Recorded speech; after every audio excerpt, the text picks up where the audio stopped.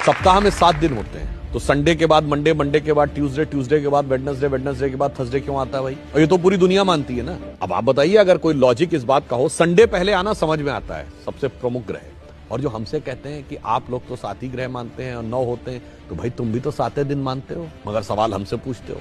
चलिए, अगर सूर्य सबसे बड़ा ग्रह है और साइज के हिसाब से होना चाहिए था, तो उसके बाद दूसरे नंबर का ग्रह बृहस्पति है साइज में, फिर तीसरे नंबर का शनि है, तो संडे के बाद थर्सडे आना चाहिए था, उसके बाद सैटरडे आना चाहिए। यदि सूर्य से डिस्टेंस में देखें तो नियरेस्ट वेडनेसडे है, तो संडे के बाद बुध है, तो संडे के बाद वेडनेसडे आना चाहिए था। परंतु ऐसा क्यों होता है? उसका कारण विशुद्ध भारतीय ज्ञान, जो भारत की वैदिक ज्योतिष है, जिसमें एक चीज होती है होरा।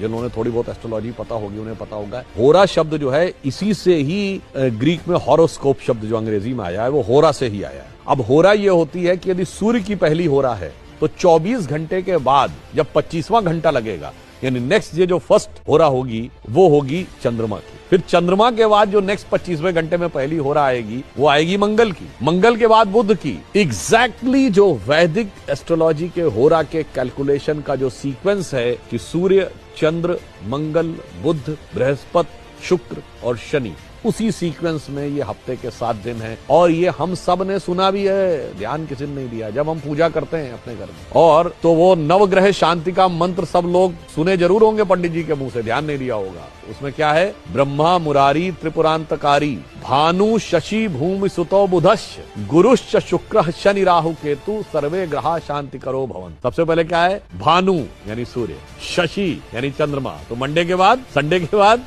मंडे, भूमि सुतो मंगल, देन ट्यूसडे, बुधश्च, गुरुश्च शुक्र शनि।